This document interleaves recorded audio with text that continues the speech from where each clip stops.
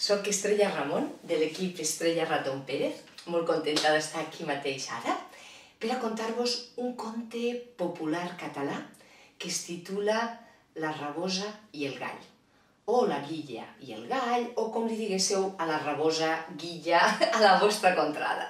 Hi havia una vegada una rabosa que de cop va notar que tenia gana. Tenia gana i a més no una gana qualsevol, tenia gana de pollastre rostidet. Així que se'n va anar tranquil·lament cap a la granja més propera. Quan va arribar a la tanca, va veure que darrere de la tanca hi havia un pollet més guapet, xocotet de color groc, que estava per allí menjant una miqueta de panís i cuquets i coses que hi havia. Clar, la rabosa se li va plantar davant i li va dir: «Bon dia, pollet, vinga a menjar-te!» El pollet va tenir un esglai i va mirar dissimuladament cap a un costat i cap a l'altre i la granja quedava com un pèl lluny, s'havia anat allunyant i allunyant i no tenia gaires possibilitats d'èxit si arrencava a córrer, perquè la rabosa tenia les potes més llargues i en tenia 4 i ell només 2 i petitetes. Així que va intentar ser viu i va contestar a la rabosa: «Bon dia, senyora rabosa, i això ho ha pensat bé, això de menjar-me? És que soc molt petit, i estic primet. Si se me menja ara, doncs no té ni per a una tapa, És que faig una mica més de bulto que una oliva, però poca cosa més. I estic primet, tot os i plometes, però carn poca, La rabosa se'l va mirar bé i va pensar que el pollet era petit, però no era ximple, no era tonto, tenia raó, si és que era molt menut. Però no hi havia cap altre pollet més gros, ni pollastre, ni gallina, ni gall, ni res que es vegués per les rodalies. És veritat, si se'l menjava no tenia ni per a una queixalada.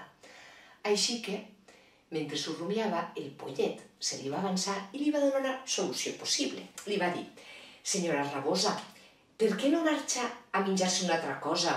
I jo, durant tot el proper mes, li prometo que menjaré molt, me faré gran, llavors d'aquí un mes torna i se me menja». Va pensar la rabosa, no està mal pensat.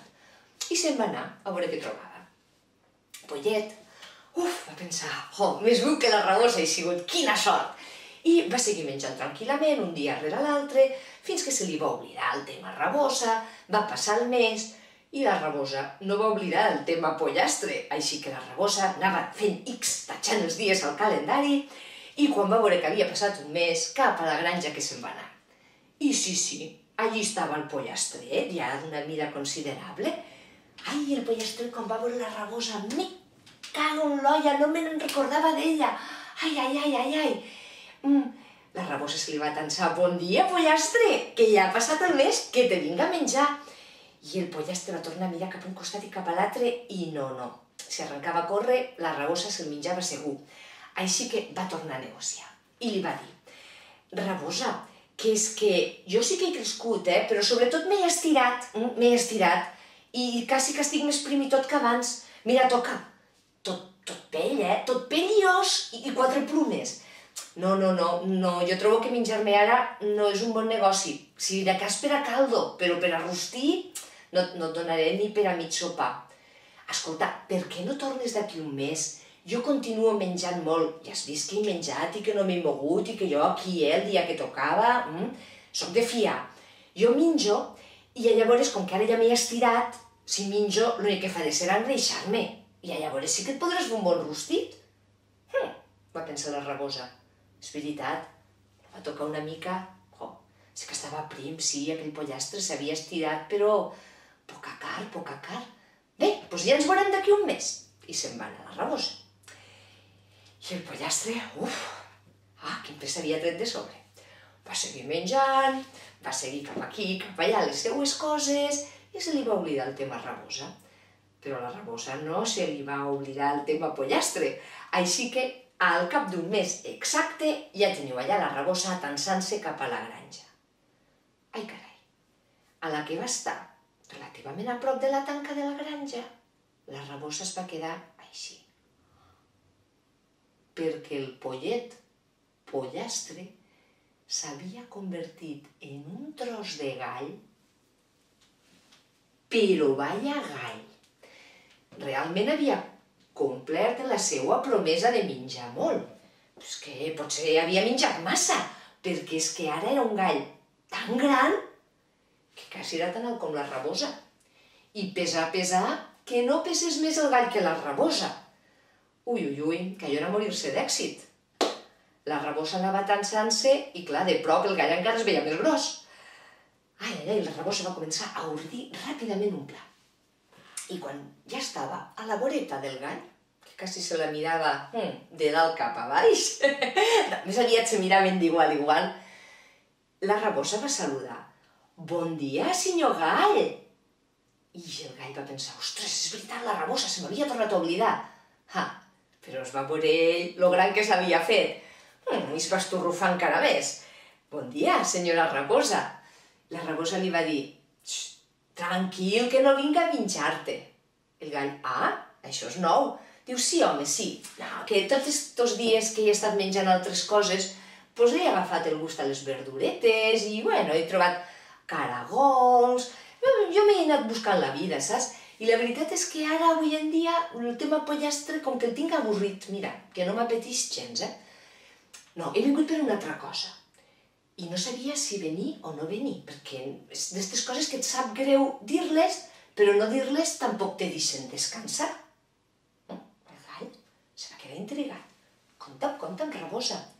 La rabosa li va dir, mira, és que jo sóc una rabosa, tu ja ho saps. Llavors jo vaig de granja en granja mirant també, perquè t'he d'enganyar, si trobo alguna cosa per anar-me-la menjant.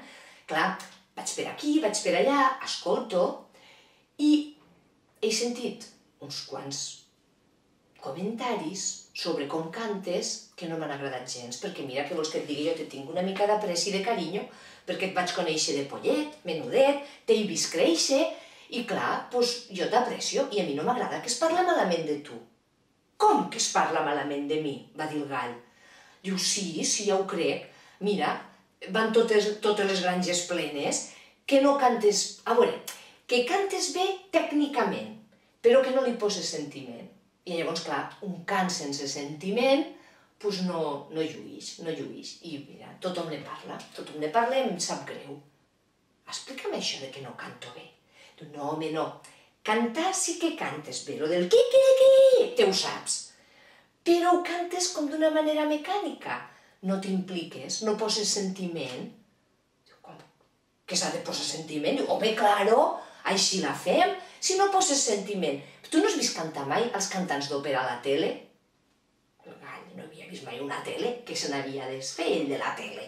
Doncs no, la rabosa tampoc s'ho inventava. La rabosa li va dir, mira, les millors sopranos, contrals, mezzos, els barítons, els tenors, els tenors els hauries de veure, els baixos, quan estan dalt de l'escenari i es posen a cantar, ho fan en aquell sentiment, se concentren tant que hasta tanquen els ulls. Tu ja tanques els ulls quan cantes? No, jo no. Què he de tancar els ulls? No m'havia dit mai ningú. Doncs ja t'ho estic dient jo. Jo, si vols, t'entreno per a cantar bé. Si no vols, no cal. Home, sí, parlem-ne, li va dir el gall. Clar que vull. Explica'm, i jo ho intentaré fer. Mira, és molt senzill, Jo et dono 3 consells bàsics i tu ja veuràs com el teu cant millorarà. Ja teniu a la rabosa de coach de cant. La rabosa li va dir, mira, el primer que has de fer és, tu et plantes com fas sempre. Te plantes com fas sempre, treus pit, obris una mica les ales i visualitza quan surt el sol al matí. Tu visualitzes, tanques els ulls per a visualitzar millor i quan ja estàs concentrat, agafes sentiment, t'emociona estar sortida de sol i llavors cantes qui, i llavors obres els ulls i veuràs com el teu cant millorarà, però com? El gall que va i s'ho creu i se planta davant de la rabosa, com la rabosa li havia indicat, i trau pit, i vaya petxugues que tenia el gall, i comença a estorrufar una mica les plumes i a obrir les ales, i quan tanca els ulls per a visualitzar la sortida del sol, la rabosa que diu ara o mai, pega un bot, l'agarra del bescoll i comença a sacsar per endur-se'l. I el gall que veu que l'han agafat del bescoll i que tot allò era una trampa, el gall que comença a cantar, però en quin sentiment que va cantar, realment el mètode de la Rabosa no estava equivocat, Mai un gall havia cantat amb tant de sentiment. I el que cantava el nostre gall era «Quiquiriquí! La Rabosa està aquí! Quiquiriquí! Se m'emporta a mi! Quiquiriquí!» Xiquet, vaya sentiment que va posar i vaya volum que li va donar el cant. Se va sentir de totes les contrades, de totes les granges. Se va fer una gran fama com a cantador el gall aquell dia. Van arribar les gallines a defensar el seu gall, ni que fos contra la Rabosa, totes juntes. Els gossos, l'amo de la granja, la mestressa. Allí va acudir tot Déu en aquells cants i aquells crits del gall. Clar, la Rabosa va haver de fugir pel cames. I va tornar a marxar i en aquella granja, segons m'han dit, no va tornar mai més. El gall, això sí, mai, però és que mai va tornar a tancar els ulls per a cantar els seus quiquiriquis. I si voleu, fixeu-vos en tots els galls que veureu cantant i veureu com no els tanca ni un. I conte contat, conte que s'ha acabat. I si no és mentida, doncs serà veritat.